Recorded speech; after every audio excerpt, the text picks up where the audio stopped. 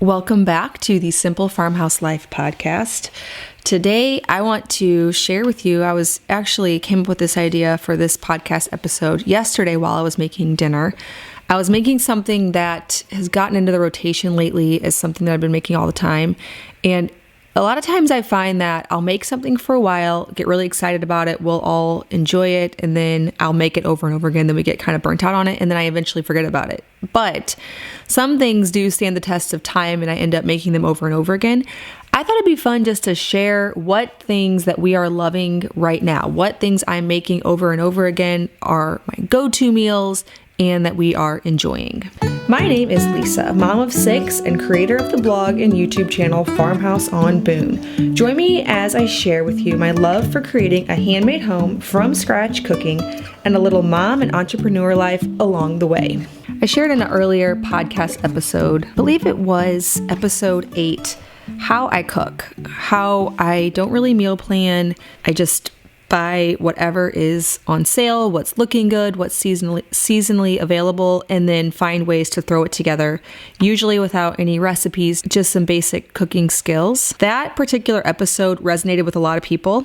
I think probably more than any other episode, I had a lot of people reaching out to me, tagging me, saying that this is the way that they cook too, or that they've wanted to cook that way, but felt bad for doing so. You're thought to be a more organized and better prepared person if you are a meal planner. I am not, and I think a lot of you feel the same way. Now, of course, meal planning works great for a lot of people. A lot of times I'll get ideas for a new type of food to cook, either by going through a magazine or a book or listening to a podcast.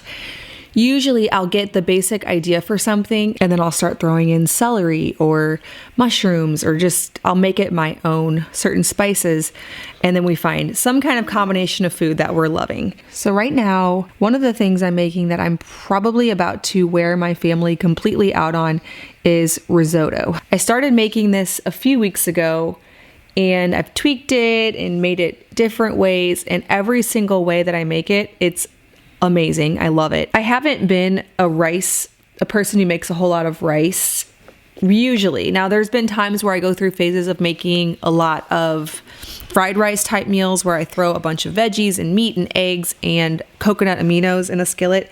I go through phases of that, but it's been a while since I've cooked a lot of rice. I had quite a bit in the pantry because I stocked up on dried type things because of the madness going on in the world. And I started making a risotto. The first time I made it, I sauteed up some rice. I think I did about 2 cups of jasmine rice in my cast iron skillet and some butter. I find that when you're cooking rice, it really helps to saute it a bit before you cook it. It adds a lot of flavor. And then I covered it with 4 cups, so double the amount of rice, with homemade bone broth. And then I just tossed it with leftover chicken and some onions and garlic and added some shaved Parmesan. I like to keep a lot of fresh cheese on hand. I never buy pre-shredded, but I'll have some wedges of Parmesan, several blocks of cheddar. Lately, I've been buying goat cheese, which I'll talk more about in a minute. And that freshly shaved Parmesan makes it amazing. So the first couple times I made it with chicken. Usually just when we had a little bit of leftover chicken, I would throw together a quick risotto, and it's just a really good meal that everyone seems to like. Now, the key is having a good homemade stock. So typically for that, I will make it in my Instant Pot. I'll just cover some bones with water and then put it on the soup function, and that makes a nice broth. Now, lately I've been making it with pork. We order our pork in bulk. We order a whole pig at a time, or I don't remember what I ordered last time, a half or a whole. From a local farm, we end up with a whole lot more pork chops than I like to cook in my usual way of making pork chops. We just get tired of them, but in this way, they are amazing. We actually just had this for lunch, and I'm probably making it again for dinner because the place where I had our meat packed, they packed a lot of pork steaks in each package, and we're just working through one big package this whole week. So what I do for that is I sauteed the rice about 2 cups in my cast iron skillet and probably about 2 or 3 tablespoons of butter. And then I added some chopped onion and then covered it and let that simmer until, it's cooked about 30 minutes probably. And then in a separate skillet, I browned some pork steaks, just seared on each side in some butter. And then I removed it, seared another one, and then seared all 3 pork steaks that I had. Then I put the first one down, layered it with a ton of garlic, celery, and onion, just all chopped, and then some salt and pepper. And then I layered all 3 on top just like that, and then covered it with the lid. So I was doing this in my cast iron Dutch oven so that after searing it, I could essentially bake it, not really in the oven, but just put that lid on and let it simmer inside that cast iron Dutch oven for about 30 minutes or so while the rice was cooking. Then I removed my pork steaks to a cutting board. I chopped them all up, which is not the best presentation, but it really works for a family meal. So I just cut it really small so I can give this to Micah and Jude and everybody. And then after the rice cooked, I put the chopped up pork back into the pork juices, which by this point there's tons of buttery, celery, garlic, onion flavored juices in that cast iron Dutch oven. It's amazing. I use an entire bulb of garlic. I put all the chopped pork back in there, and then I put the rice in there that's nicely cooked. Then I added some sauteed mushrooms and some freshly grated Parmesan cheese, which I end up doing like half of the wedge. Put that on top, let it melt. Oh my word, it is the best thing ever. Now, if I had some fresh herbs, I have an entire herb bed of parsley and rosemary and thyme, but it's not ready to pick yet. I would also preferably put in a ton of rosemary and thyme. That would be absolutely even better than that, but it tastes so good. And that has become a staple of ours. Now, I'll probably have to stop making it as much. My family is going to get super wore out on it. But for right now, it's a nice, simple meal. I like that, if you don't have any celery on hand, just throw in some more mushrooms or more onions. I've made it without mushrooms. I've made it with onions only. I've made it with celery. I've thrown in carrots.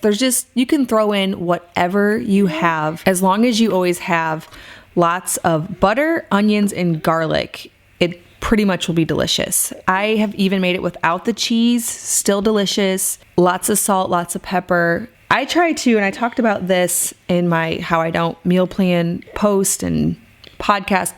I really like to keep lots of onions and lots of garlic on hand because you can flavor anything and make it delicious. You can make a pizza with just onions on it. You could make eggs with just onions in it.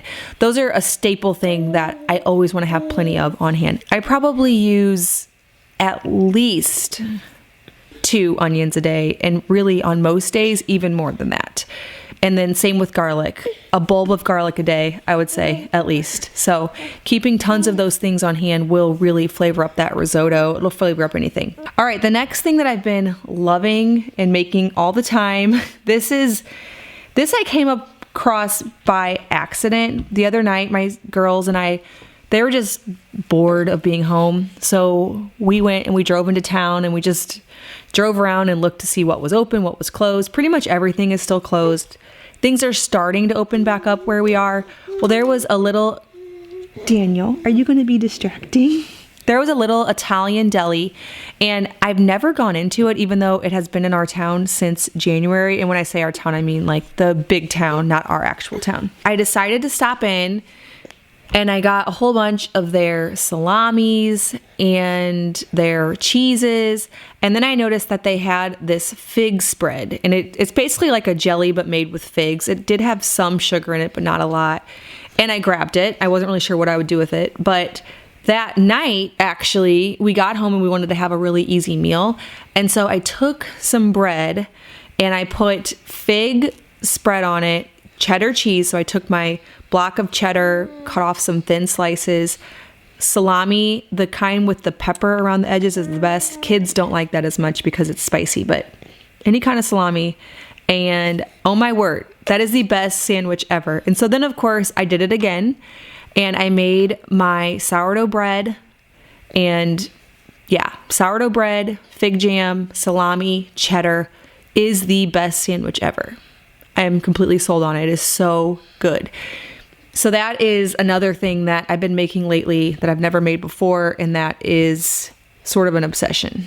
Okay, on that same note, the next thing that is new to me is baking my bread in my cast iron Dutch oven. I know this is crazy, and people have been telling me forever that I need to be making my sourdough bread in my cast iron Dutch oven. I've always just made it in my stainless steel bread pans. Essentially what happened was I learned how to make bread probably about 10 years ago, and I always made it in my stainless steel bread pans. I just used regular yeast, regular flour. Well, whenever I started learning how to make sourdough, I basically just took the same recipe that I've always used and I converted it over to sourdough. And I made it in the exact same way, only sourdough instead of yeast, long rise instead of short rise. That's exactly what I did. I never looked beyond that because that just worked. People told me you need to try the artisan style sourdough bread, and it just felt like one more thing. You know, I could keep making it how I'm making it, feed my family bread, easy peasy, honey whole wheat bread only with sourdough, or I could learn something new. Well, the other day just got a wild hair. I guess it's actually been like a few weeks ago now. And I did the whole thing. I made my bread dough. I let it rise in a, I don't know how to pronounce this. Banatan, you guys are going to correct me. I'm new to this. Basket, you know, where you make the round loaves. And then after it rose, I preheated my cast iron Dutch oven in the oven on 500 degrees. I baked it in there and I am sold. I don't think I'll ever bake my bread in my stainless steel baking pans anymore. It gets this hard crust that if you knock on it, sounds like you're knocking on my coffee table here. It is crispy and hard, but then on the inside it's fluffy and it has this artisan taste. It is really the best sourdough bread I've ever had. So I am perfecting my recipe because what happened was I was trying to make a different kind of bread that I was experimenting with for the blog, and the dough was too dry. And so I just decided to make it into regular bread, and that little happy accident made the best regular bread ever. So now I am trying to get back to that exact thing that I did, and I've made it like 3 or 4 times since then. So that'll be coming to the blog. But essentially what you do, this is my new obsession, is you mix up your bread dough. I believe I think this is what I'm currently trying, and I made it last time and it was really good. 6 cups of flour, 2 cups of water, 1 cup of sourdough starter, a tablespoon of salt, and 2 tablespoons of sweetness, whether it's brown sugar or honey, whatever. Knead it until it's stretchy. I like to do the Windowpane test where you stretch it thin enough that you can see through it. Put it into a Banatan basket.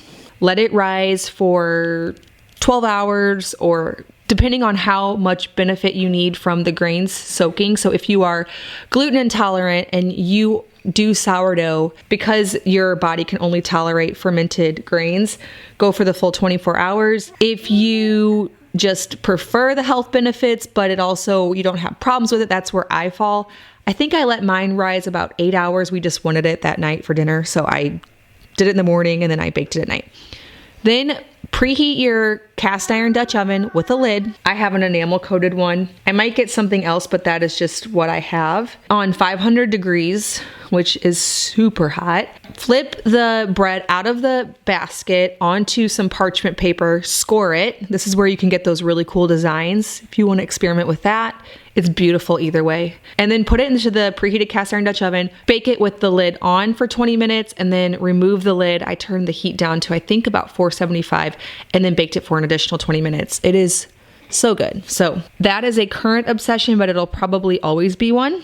I am definitely going to be cooking in that from here on out. Okay, the next thing that has been a bit of a staple, which probably will change whenever it gets a little bit hotter, but any rainy, cold day, I've been making deer chili. We still have quite a bit of deer meat from hunting season in November, and honestly, I like venison, but I like beef better.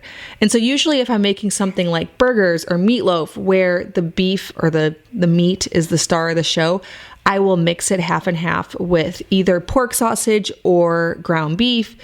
and then nobody seems to notice. But when I make deer chili, I can get away with using all deer. So what I did, this actually, I believe, was this yesterday or the day before? It was either yesterday or the day before. In the morning, I believe it, no, this was definitely yesterday. I got out of the pantry some kidney beans and black beans. Now, you should soak them for the health benefits. They're a lot easier to digest if you pre-soak them in something acidic like yogurt or apple cider vinegar. I did not. I just was in a hurry and I wanted to get lunch going in the morning. That's typically what I do. During the hours where Luke's homeschooling the older kids, I will always get lunch ready, or typically. So I put black beans and kidney beans in the Dutch oven, the cast iron Dutch oven, which, by the way, is my favorite tool in my kitchen. I didn't always use it, and now I use it constantly. I let those simmer all morning. Then I cooked some deer. My trick to cooking deer meat in a way that makes it really flavorful and really delicious, to where if you don't really love deer meat, you'll still like it, is a lot of garlic and a lot of onions. So I took my 2-pound package of ground deer and I minced in probably at least half of a bulb of garlic, maybe a whole, a couple of onions. Then I just brown it on low with those onions and garlic cooking in there. I add a lot of salt, a lot of pepper, and then we needed to grocery shop yesterday. Now we ended up having groceries delivered, but up until this point we didn't have any, and I didn't have any canned tomatoes or tomato sauce. So I went into the pantry and I had some pizza sauce that I also bought from that Italian deli, and I just put that in there. And I also had some fresh tomatoes in the fridge. I put that in there, and I even put in some celery because I had some celery that I just needed to use up. And oh my word, it was the best chili. We ate it all day long, and then we topped it with some homemade sour cream and some shredded cheddar. I've made some variation of deer chili so many times in the last month. It's become a staple for us right now. I won't miss much about winter, but I will miss soups because I love getting a huge pot going in the morning, just leaving it on the stove all day long. Everybody has access to it all day long. It is the meal for the day. It's the meal for lunch, for dinner. Mama's done. We have a big old pot of beans and meat and broth, and we're done. Now on that chili yesterday, I didn't add any broth. I just didn't have any. I just used the liquid that the beans had cooked in, and then any fat from the deer and some of that pizza sauce. That all made a pretty good amount of liquid for the soup, but it was so good, and I just keep making it. Luke wanted me to make sure to make enough because he likes to have leftovers with eggs. So he'll take some pork risotto and he'll add eggs to it. He actually this morning had some of my leftover deer chili with eggs for his breakfast. So hot tip there, if you want to add some protein, take leftovers and add eggs. The last dinner-ish type thing I'll share is goat cheese on pizza. So I make a lot of sourdough pizzas. It's just an easy thing to make. You can add any vegetable, any cheese, just whatever you have on hand. Add it to a sourdough pizza crust with some cheese, and you have some kind of creation there that will count as dinner. Something I've been doing lately is Aldi sells goat cheese. Now, hopefully, whenever we are steadily milking our goats, which will be soon, I'll make my own goat cheese. But right now, Aldi's been selling it, and it is so good on pizza. I haven't always been a goat cheese buyer, but ever since I started trying it on pizza, I always have goat cheese on hand. That has definitely become another obsession. My favorite combination is goat cheese, onions, bacon, and figs. Again, that fig combination with some kind of pork is so good. Sometimes I'll add that date sauce. I have a chili date sauce that is delicious. And you know what I really should do is make my sourdough sandwich I've been obsessed with on a pizza. So I can take my fig spread, put it on a sourdough pizza crust, maybe add some goat cheese, a little bit of cheddar, and salami or bacon or prosciutto, some kind of pork. Oh yeah, that will be really good. All right, let's move on to some breakfast things we've been loving lately. One is a Dutch baby pancake. My friend Stephanie has a recipe on her blog for a sourdough Dutch baby, and I really like these. They don't bake up quickly, but they come together quickly. So in the morning, if you get them going right away, and then maybe you want to do a few chores or homeschool, you could eat them you can eat it an hour later. I like it also because you're not standing there flipping pancakes all morning. You just throw in a whole bunch of eggs and sourdough starter and a few other things, and then just let it bake away in the oven. We've been doing that a lot lately. The kids will go up for school, and then I'm downstairs with the younger boys. I will get a Dutch baby going, and then I'll bring their plates up about an hour into their school time. And that's just been a really easy thing to make that we've been loving. I will leave the link down in the show notes to any recipes that I mention. Another thing that I've been making, now I always make kefir smoothies. Those have been a staple in our family. Raw milk kefir smoothies have been a staple for years and years and years, probably 8 or 9 years at this point. And I've always pretty much made them the same way. Now, sometimes I'll get a little bit fancy and add something else, but normally it's frozen strawberries, frozen bananas, maybe honey, maybe not. Lately, I've been adding raspberries. Now, I know that's really not revolutionary, but they just make it so much better. So I will take raw milk kefir, frozen bananas, frozen strawberries, and then about a cup of frozen raspberries for a blender full of smoothie. And they just add a wonderful flavor that I'm probably going to keep on buying raspberries for. All right. And the last thing is buckwheat sourdough pancakes. Now, I'm not sure this is going to stay in our rotation forever, but I did a post on my blog on gluten-free sourdough. And so I was experimenting with different pancake recipes. And so I've made buckwheat flour pancakes, and I today actually made some brown rice flour pancakes. This is something that was inspired because of the blog, and a lot of you have dietary concerns and you need gluten-free. And so I have been learning how to use sourdough starter in different recipes. I'm not saying that we probably will always be making gluten-free pancakes, but they're actually really delicious. And as long as I have the flour, we're of course going to use it all up. I actually bought quite a bit. We'll be making them. My preference is the brown rice flour pancakes. They are so good. So this morning I made sourdough brown rice pancakes. I made them in the same way that I make my sourdough wheat pancakes and my buckwheat flour pancakes, which is essentially 2 cups of sourdough starter, 2 eggs, a teaspoon of baking soda, half a teaspoon of salt, 4 tablespoons of butter or oil, and then a couple of tablespoons of sweetness, whether it's brown sugar or honey. I made those this morning with brown rice. We really enjoyed them. I have been making them with buckwheat, and it's great because it is fermented sourdough and gluten-free. So those have been a staple as well, and will be until we are out of flour. So there you have it. Those are the things that I've been making lately. They've been staples in our family, and we've really been enjoying them. Okay, for today's random Instagram question, do you and your sister have any other siblings? I believe she is referring to my sister Laura from ouroilyhouse.com, who I've had on here. We've talked about the GAPS diet. I could have her on here probably a lot more times. We have so much that we share in common and pretty much everything. So she'll be on here a lot more. But anyways, yes, we do have 2 more sisters. Laura and I are 2 years apart. I'm the oldest. Laura is 2 years younger. Our birthdays are 2 days apart. So we are almost exactly 2 years apart. And then our little sisters are 6 years younger than Laura and 8 years younger than me.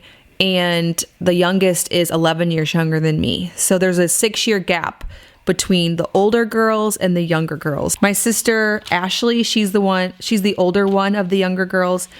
She has a farm, so she sells beef, and lately she's been selling a lot more of it. She has an 80-acre farm, lots of cattle, and that is what she does. She's a farmer. And then my younger sister runs an Etsy shop and a monogramming business called Saltwater Prep. So yeah, I've forgotten for the last couple episodes to share with you one listener review. So I'm going to go into my reviews and share one with you today. So this one I really like because I had a lot of feedback from this episode. The title of the review is "Oh, That Was Great," and it says, "The visit with you and Luke was extra special. Heartwarming to hear you giggle together. Keep it up." I really like that. Luke and I had so much fun with that episode. If you missed it, it was episode 34, so just a few episodes ago. I did a Q&A with Luke, and we had a ton of fun. We just sat down after the kids were all in bed and answered questions from Instagram, which I'm, of course, used to answering lots of questions from people, as, you know, this is what I do all the time. He's not. And so it was just fun to hear his reaction to all of the questions. Also, I was thinking about this yesterday. We had several people ask what we like about each other. And last night I was thinking about something that I would add. Whenever I was making dinner, he was sitting down with a couple of kids and drawing and doodling. And that is a part of his personality that I appreciate so much because I lack it. I'm a person that I always feel the need to be productive at all times. And he can totally just sit down with the kids and just doodle and create for no purpose whatsoever. And I love that balance. And I was thinking about it because in that episode, people also asked any marriage advice. And my biggest advice was to know who you're married to and not try to change them and see the positive in what they are that's different than you. Because a lot of times I feel like we think that things that are different from us are bad. And there are times when you observe something about someone else and it looks negative, but then you see the positive side of that. So there might be times where I think we should be getting something done, and the part of his personality that just lay on the floor and play with the kids and not be thinking about the million things you need to do, that's actually something I really appreciate. Make sure if you have not yet grabbed my free ebook on all of my sourdough recipes in one place. It has over 50 recipes. It's completely free. I've seen a lot of people tag me on Instagram. They've printed them out and put them in a binding, so it's like they have a book. You can get that at bit.ly/farmhouse sourdough. That's bit.ly/farmhouse sourdough. Thank you so much for listening, and I'll see you in the next episode of the Simple Farmhouse Life podcast.